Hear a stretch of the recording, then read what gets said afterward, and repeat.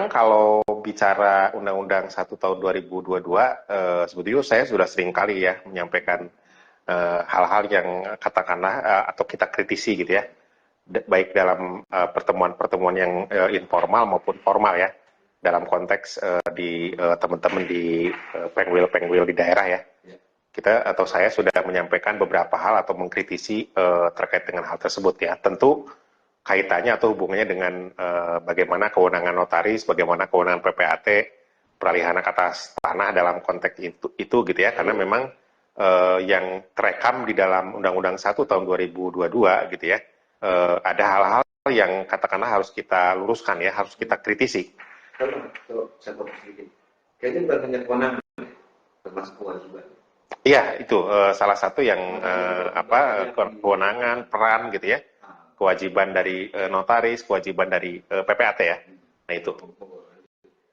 Nah oleh karenanya memang langkah yang dilakukan dalam konteks uji material ya, uji material Undang-Undang 1 tahun 2022 itu memang langkah yang memang konstitusional ya, artinya memang itu bisa atau harus dilakukan. Kalau kemudian kita sebagai warga negara katakanlah dirugikan dalam pemberlakuan suatu undang-undang gitu ya. Misalkan terkait dengan tidak sesuai atau bertentangan dengan undang-undang dasar gitu ya. Nah tentu itu katakanlah triggernya itu dari situ.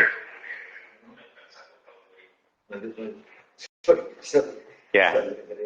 Nah kalau berkaitan dengan Undang-Undang 1 tahun 2022 tadi, sebetulnya kan sudah juga keluar PP ya, peraturan pemerintah nomor 35 tahun 2023 kan itu ya, sebagai pelaksanaan dari undang tadi ya. Nah, kemudian di akhir tahun 2023 dan awal tahun 2024 memang kemudian perda-perda pasti sudah keluar ya, terkait dengan pelaksanaan dari Undang-Undang 1 tahun 2022 dan PP 35 tahun 2023 tadi. Nah, kaitannya dengan notaris di sini adalah karena memang dalam Undang-Undang 1 tahun 2023 tadi gitu ya, 2022 tadi tentang perimbangan keuangan pusat dan daerah memang disebutkan PPJB ya, akte PPJB, akte perjanjian pengikatan jual beli itu ya, kalau kemudian dibuat dengan akte notaris, maka notaris wajib untuk melaporkan. Wajib untuk melaporkan. Ada sebuah kewajiban. Nah, itu kewajibannya itu memang kemudian tertuang di situ, termasuk dalam PP-nya ya, PP 35 tahun 2023 tadi ya. Nah, kalau saya lihat juga di dalam perda yang terbaru dari Kota Tangerang Selatan, misalkan wilayah jabatan saya, memang sudah disebutkan. Artinya apa yang disebutkan Undang-Undang 1 tahun 2023, PP 35 Undang-Undang 1 2022, PP 35 2023 dan peraturan daerah ya di Kota Tangerang Selatan disebutkan terkait dengan kewajiban dimaksud gitu ya. Jadi memang itu terlalu jauh kalau menurut saya gitu ya, karena PPJB itu kan bukan merupakan kewajiban untuk membayar BPHTB, sementara dalam undang-undangnya memang disebutkan ya, buat PPJB harus bayar BPHTB kan. Nah, gitu. Masuk ke BPHTB, sebenarnya posisi notaris itu sejauh mana sih berbicara tentang hak dan bukan hak ya, kewajiban dan kewenangan. Nah, kalau bicara tentang kewenangan, tentu kita mempedomani Undang-Undang Jabatan Notaris kan. Nah, Undang-Undang Jabatan Notaris memang disebutkan notaris berwenang untuk membuat akte autentikan gitu ya. Nah, terkait dengan apa? Kalau lihat dari 15 ayat 1, perjanjian, perbuatan hukum lainnya dan seterusnya ya, banyak yang kemudian merupakan bagian dari kewenangan. Nah, ada pasal 15 ayat 2. Ya, 15 ayat 2 itu juga misalkan legalisasi, warmarking gitu ya, daftar. Kemudian membuat risalah lelang kalau kemudian menjadi pejabat lelang gitu ya. Atau kemudian kewajiban-kewajiban lainnya ya, atau kewenangan-kewenangan lainnya, misalkan 15 ayat 2F terkait dengan pertanahan gitu ya. Nah, 15 ayat 3 ya, itu juga terkait dengan kewenangan lainnya yang akan ditentukan kemudian ya. Artinya itu adalah merupakan kewenangan. Nah, di dalam konteks UJN juga disebutkan kewajiban. Ada kewajiban. Ya, kewajiban untuk merahasiakan akte dan seterusnya kan, banyak hal ya yang kemudian kita lihat di dalam pasal 16 UJN ya. Nah, tetapi di dalam sumpah jabatan juga disebutkan kan harus selalu tunduk pada peraturan perundangan yang berlaku di Indonesia. Nah, berarti kan dalam konteks tadi yang dibahas Undang-Undang 1 tahun 2022, ya PP 35 2023, dan kemudian peraturan daerah yang dilingkupi oleh wilayah secara regional, apakah notaris wajib untuk kemudian mengikuti atau menjalankan? Ya mau tidak mau, notaris wajib untuk melakukan itu, melaksanakan itu, gitu ya, atau wajib untuk kemudian, misalkan tadi Undang-Undang 1 tahun 2022, wajibkah kemudian diikuti? Ya. Makanya kalau kemudian merasa dirugikan, ya harus mengajukan gugatan ke MK. Itulah sarana yang kemudian dilakukan, gitu ya.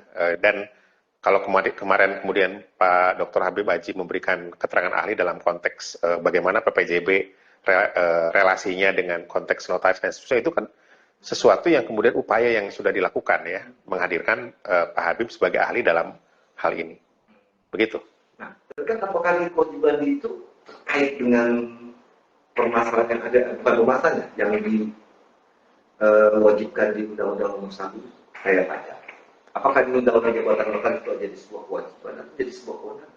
Ya, kalau bicara tentang itu, kita harus relasikan antara tadi kewajiban. Kan kalau kewenangan memang terbatas apa yang kemudian disebutkan di dalam UJN dan undang-undangnya. Kewenangan, ya.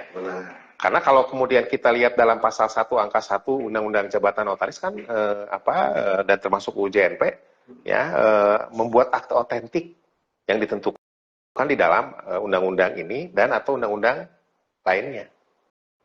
Jadi kan kalau dalam konteks kewenangannya sendiri tidak melulu hanya katakanlah UJN yang menjadi sumber hukumnya. Misal dalam konteks undang-undang PT kan disebutkan juga terkait dengan pembuatan akte PT dan katakanlah kalau ada perubahan-perubahannya ya dibuat dengan akte notaris. Padahal itu kan diaturnya dalam undang-undang PT. Ya. Dalam undang-undang yayasan juga sama. Itulah yang kemudian kita bedakan antara konteks kewenangan notaris, ya, dengan apa yang menjadi kewajiban. Kalau bicara tentang Undang-Undang 1 tahun 2022, PP 35 tahun 2023 itu masuk kategori sebagai kewajiban, kan, bukan kewenangan. Ya, karena dalam konteks katakanlah notaris yang membuat akte PPJB harus membayar BPHTB dulu, kan, gitu. Itu berarti kan itu kan undang-undang lain. Iya, makanya itu tadi bicara dalam konteks perannya. Yaitu memberikan atau yaitu adalah dalam hal kewajiban. Nah, wajib berarti kan, karena bersifat imperatif. Berarti kewajiban itu tidak serta-merta ada di UJN, tapi bisa kewajiban mengikuti undang-undang lain. Iya, banyak kan, contohnya banyak. Ada PMPJ, ada terkait dengan undang-undang lain yang mengharuskan atau yang menyebutkan terkait dengan bagaimana peran notaris, peran PPAT, ya, dalam hal ini, gitu ya. Ya, tapi contohnya. Ya, kalau mau buat akte PPJB, ya harus bayar BPHTB, kan, gitu. Ya, tentu harus dibuktikan pembayaran BPHTB tetap dibayar oleh pihak calon pembeli, klien, kan, gitu.